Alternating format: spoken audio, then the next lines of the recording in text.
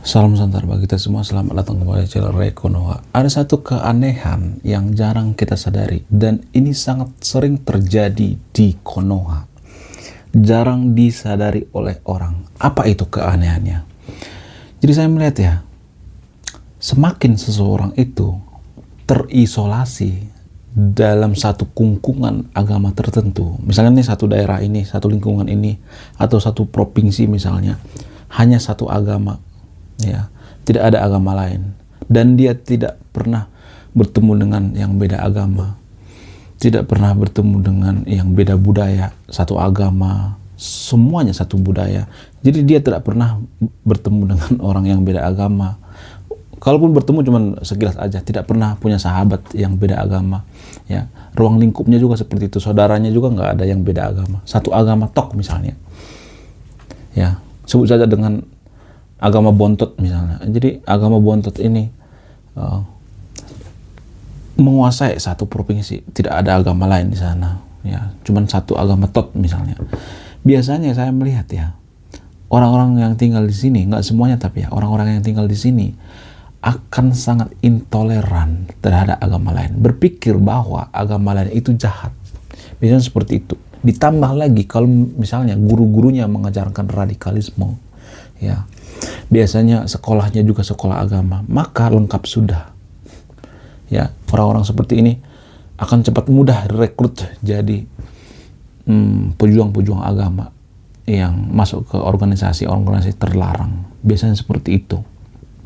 Kenapa bisa terjadi?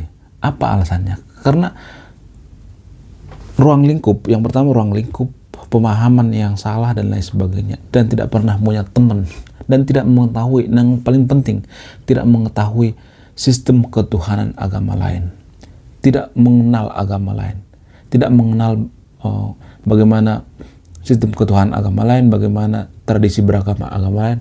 Itu yang bikin seseorang itu terdikotomi. Jadi di video ini saya akan membuka selebar-lebarnya. Jadi saya akan menjelaskan bagaimana konsep ketuhanan agama Islam, agama Kristen, agama Buddha, dan lain sebagainya. Jadi saya akan mengurai di sini ya, mengupas tuntas. Saya akan mulai dari konsep ketuhanan, perbedaan konsep ketuhanan dalam Islam disebut dengan Allah dan Brahman, ya. Jadi antara agama Islam dan agama Hinduisme, ya. Agama Islam dan Hinduisme. Dalam konsep ketuhanan agama Islam, Allah adalah satu-satunya Tuhan, memiliki sifat, ya. Sifat seperti Maha Kuasa, Maha Bijaksana, Maha Pengasih, ya. Allah atau Allah dianggap sebagai pencipta, pemelihara, dan penghakim alam semesta. Wow, luar biasa. Sementara dalam Hinduisme atau Hinduism, ya, Brahman adalah konsep ketuhanan atau konsep ketuhanan yang sangat abstrak, tidak memahami atau memiliki bentuk atau sifat tertentu. Brahman dianggap, ya, sebagai sumber semua keberadaan dan realitas tertinggi. Wow, luar biasa, ya. Jadi sengaja saya memberikan konsep ketuhanan di sini biar kita sama-sama paham gitu, konsep ketuhanan agama lain itu seperti apa sih, biar lebih plural, ya. Jangan kita terdikotomi pada dogma-dogma tertentu gitu, ya. Kita menganggap agama lain sesat, enggak, jangan seperti itu, ya. Itu kita akan melepaskan itu semuanya, ya. Selain itu ada sifat-sifat Tuhan, misalnya Allah memiliki sifat seperti Maha Esa, Maha Kuasa, Maha Bijaksana, dan Maha Pengasih. Sedangkan Brahman tidak memiliki sifat-sifat tertentu, namun dianggap memiliki 3 aspek, ya. Sat, keberadaan, ya. Chit, kesadaran, dan Ananda, kebahagiaan. Wow, luar biasa. Ananda, kebahagiaan. Saya juga baru tahu bahwa Ananda itu kebahagiaan. Saya sering melihat toko bernama Toko Ananda, ternyata artinya itu kebahagiaan, ya. Wow, luar biasa. Ada hubungan Tuhan dengan manusia, misalnya Allah dianggap sebagai Tuhan yang dekat dengan manusia, ya. Tuhan itu paling dekat dengan manusia. Kalau di agama Kristen disebut dengan Bapa, ya. Kalau dalam agama Islam disebut dengan sebutan Allah, ya. Ada macam-macam, ada yang menyebut dengan Gusti Allah gitu, ya. Allah dianggap sebagai Tuhan yang dekat dengan manusia, namun tetap memiliki kekuasaan dan otoritas. Sedangkan kalau Brahman itu, ya, Brahman dianggap sebagai realitas yang ada di dalam diri manusia atau Atman, namun juga memiliki seluruh alam semesta. Wow, luar biasa ya. Luar biasa antara agama Islam dengan agama Hinduisme ini ya. Lalu sekarang masuk ke konsep penciptaan ya. Bagaimana konsep penciptaan dalam agama Islam dan agama Hinduisme? Dalam agama Islam, Allah menciptakan alam semesta dan dari tidak ada menjadi ada. Sementara Brahman tidak menciptakan, namun memanifestasikan diri menjadi berbagai bentuk keberadaan. Wow, luar biasa ya. Semua yang saya katakan di video ini ada sumbernya. Jadi kalau mau marah, jangan marah ke saya, marah ke yang bikin sumbernya. Saya menempatkan otoritas pada sumbernya ya. Lagian ngapain marah-marah sih ya, jangan anti kritik dong ya. Selain itu, perbedaan lain misalnya konsep wahyu. Islam memiliki konsep wahyu yang jelas, sedangkan Hinduisme memiliki konsep wahyu yang tidak maksudnya yang lebih fleksibel aja gitu kalau wahyu dalam agama Hinduisme ini ya. Selain itu, kitab suci misalnya, Islam memiliki kitab suci Al-Quran, sedangkan Hinduisme memiliki kitab Weda, Upanishad ya, Bhagavad Gita dan lain sebagainya ya. Selain itu, konsep akhirat ya, di Islam memiliki konsep akhirat yang jelas, sedangkan Hinduisme memiliki konsep reinkarnasi dan moksa. Saya sering mendengar kata moksa ya, sangat luar biasa. Hinduisme, konsep ketuhanan Allah dalam Islam dan Tuhan dalam Kristen memiliki beberapa perbedaan signifikan. Jadi sekarang kita masuk ke agama Kristen ya, perbedaan antara Islam dengan agama Kristen ya. Konsep ketuhanan misalnya monoteisme, keduanya percaya pada satu Tuhan. Agama Islam dan agama Kristen itu percaya yang namanya Tuhan yang monoteisme. Makanya sering disebut dengan agama Abrahamik atau agama samawi. Walaupun agama Islam sering menyangkal ini, tapi mari kita buka faktanya atau datanya. Namun Islam menekankan kesan Tuhan tauhid secara absolut ya. Sifat-sifat Tuhan misalnya dalam Islam menekankan sifat-sifat Tuhan seperti Maha Kuasa, Maha Bijaksana, Maha Pengasih ya. Sedangkan Kristen menambahkan sifat seperti kasih sayang dan keadilan. Wow, luar biasa. Ada kasih sayang dan keadilan. Wow, perbedaannya ya, Islam nggak ada di konsep ketuhanannya kasih sayang, sedangkan di Kristen ada ya. Selain itu, konsep Tritunggal ya, Islam menolak konsep Tritunggal, menganggapnya sebagai politeisme. Ini yang sering diperdebatkan di sosial media ya, sering diperdebatkan antara agama Islam dan agama Kristen. Saya juga kadang melihat perdebatan mereka ini seperti memperdebatkan apakah angin itu baru warna merah atau baru warna hijau, kan sia-sia. Ya, yang jelas agama itu kan ini ya, agama itu kalau secara antropolog kan buatan manusia, secara antropolog ya, bukan saya mengatakan bahwa seperti itu, secara antropolog buatan manusia. Jadi tidak ada agama yang masuk akal. Agama masuk akal itu hanya yang dianut oleh penganutnya saja, kalau boleh jujur. Karena kalau misalnya kita mengatakan kok Kristen itu Tritunggal, kok Tuhannya orang Kristen itu menjelma menjadi Yesus, menjadi manusia. Nah, yang jadi pertanyaan, sejak kapan agama itu masuk akal? Ya suka-suka Tuhannya dong. Mau Tuhannya berubah jadi manusia kayak, berubah jadi Wonder Woman kayak, mau jadi apa kayak, berubah jadi apa kayak, itu kan terserah Tuhannya. Namanya juga agama tidak masuk akal. Nggak ada agama yang masuk akal. Jadi pertanyaan ini, kalau misalnya ada yang menanyakan kenapa di agama Kristen Tuhan itu menjelma menjadi manusia, misalnya seperti itu ya. Sama pertanyaannya sama seperti ini misalnya ya, kenapa di agama mayoritas di Konoha itu ya, kenapa di agama mayoritas di Konoha itu Nabi membelah lautan misalnya, kenapa harus dibelah ya kan? Kenapa nggak terbang aja? Kan itu kan pertanyaan yang masuk akal. Kenapa harus? Kan dia kan bisa terbang, ngapa harus membelah capek-capek? Kan gitu kan. Namanya Nabi kan punya kemampuan untuk terbang ya. Tinggal minta sama Allah, sama Tuhan kan. Gitu. Ya. Ya guys, sadar nggak sih kita sebenarnya kita memperdebatkan sesuatu yang tidak masuk akal kan? Ya nggak sih? Jadi sama seperti ini misalnya nih, kalau ada mengatakan bahwa kenapa Kristen itu Tuhannya? Saya tidak membela Kristen ya. Di video sebelum saya banyak kritik tentang agama Kristen, banyak banget video saya tentang mengkritik agama Kristen ya. Cek aja kalau nggak percaya. Kalau misalnya ada yang mengatakan, saya kesel ya dengan perdebatan di Konoha itu. Kenapa Kristen itu menganggap bahwa Yesus itu sebagai Tuhan? Padahal kan itu kan manusia, nabi dan lain sebagainya. Ya sama seperti ini misalnya. Kenapa nabi bisa mati diracun? Kan dia kan nabi. Ya misalnya ada di agama tertentu di Konoha misalnya, ada nabi yang kena racun misalnya. Kan dia kan nabi, harusnya dia mengetahui ya. Kalau dimakan itu ada racun. Dia kan dikasih pengetahuan lebih dari Tuhan ya. Sama seperti itu. Itu sama perumpamaan seperti itu. Tapi kan kita, mohon maaf ya, saya sering memperhatikan bahwa kita orang yang beragama itu, kita sebenarnya makin anti kritik tahu. Karena apa? Karena agama itu mengajarkan dogmatis. Cukup imani saja, nggak usah pertanyakan. Cukup imani saja. Jadi makanya saya mengatakan bahwa memperdebatkan antar umat beragama itu ya di Konoha sama seperti memperdebatkan atau memperebutkan tulang tapi tidak ada isinya, sia-sia. Ya. Seperti kita bawa ransel tapi isinya batu, sia-sia. Selain itu dalam agama Kristen percaya pada Tritunggal ya, Tuhan Bapa, Anak, Roh Kudus ya sebagai satu dalam tiga pribadi Trinitas ya. Namun agama Islam menolak itu ya. Selain itu hubungan Tuhan dengan manusia, Islam Tuhan dianggap sebagai pencipta dan penghakim ya, namun juga dekat dengan manusia melalui wahyu ya.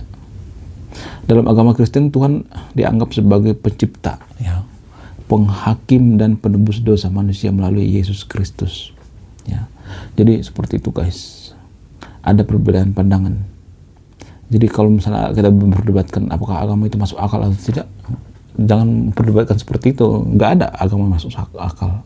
Agama itu masuk akal hanya karena doktrin dari kita kecil sebenarnya.